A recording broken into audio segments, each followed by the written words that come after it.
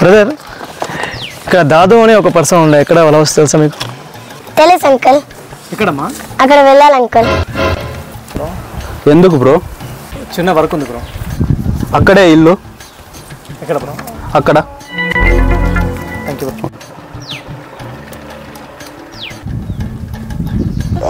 ఎందుకు వచ్చింటాడు వీడు? చూస్తే పోలే.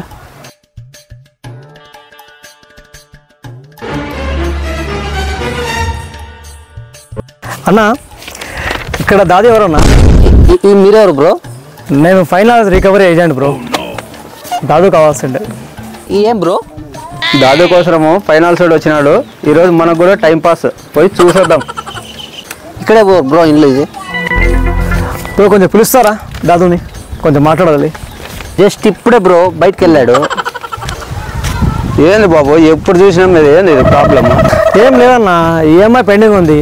ఎన్నిసార్లు ఫోన్ చేసినా ఆయన లిఫ్ట్ చేయడం లేదు.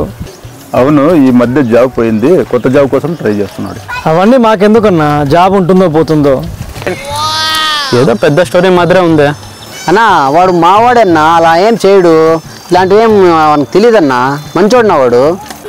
అదేదో ప్రాబ్లం ఉన్నాడు, మనం కూడా హెల్ప్ చేద్దాం. బ్రో మీరు వెళ్ళండి బ్రో, రాగానే చెప్తాను. బ్రో కది నుంచి 50 కిలోమీటర్లు దగ్గర రావడానికి ఎంతసేపు అయినా సరే వెయిట్ చేస్తాను. అతని దగ్గర ఈఎంఐ వసూలు చేసుకుని పోతాను. సర్లే రండి, చూడండి మాట్లాడదాం. మా ఏరియాలోనే చాలా మంచోడు బ్రో వాడు.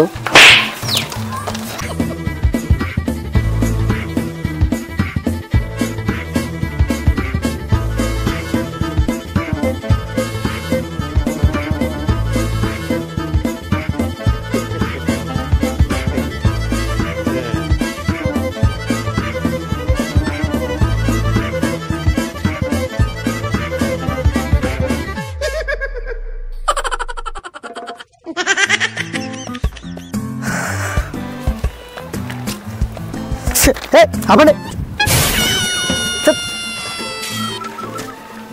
అతను వస్తే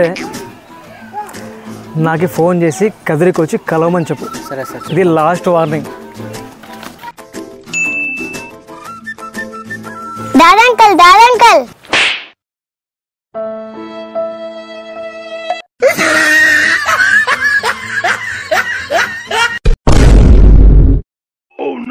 ఇక్కడ దాది ఎవరమ్మా? బ్లూ షర్ట్ తీసుకున్నాను. ఆంటీ ప్లీజ్ తను రావాలంట అంకుల్.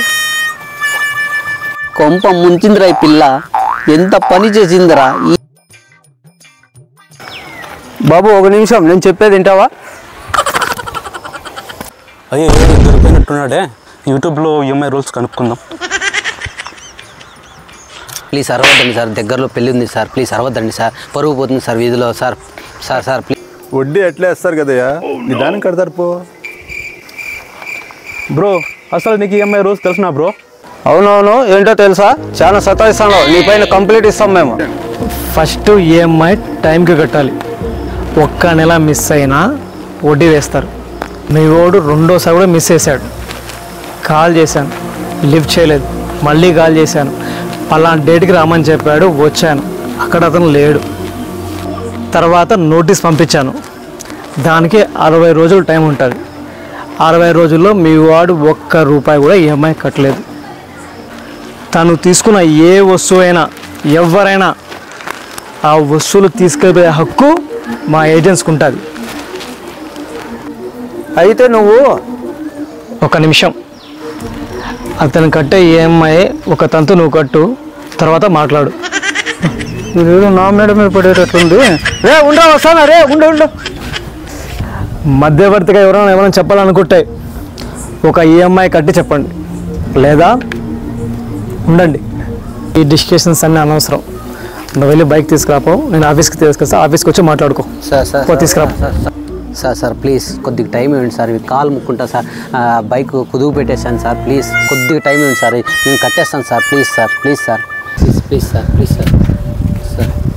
కొంచెం కూడా కామన్ సెన్స్ లేదా నీకు? చదువుకున్నావు, అప్పుని అప్పుతో తీర్చలేమని ఆ మాత్రం తెలీదా నీకు?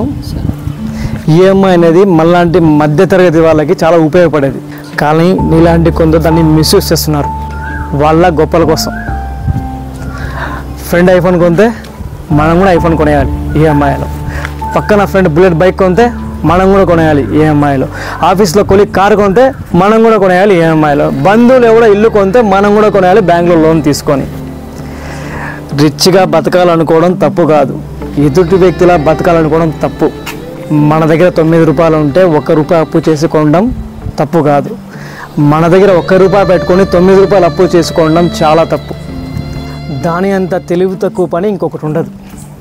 ఒక పెద్ద మనిషి చెప్పాడు, కుక్క తోకను ఊపాన కానీ తోక కుక్కను ఊపకూడదు. అలా ఊపుతుందంటే అది కరెక్ట్ కాదు.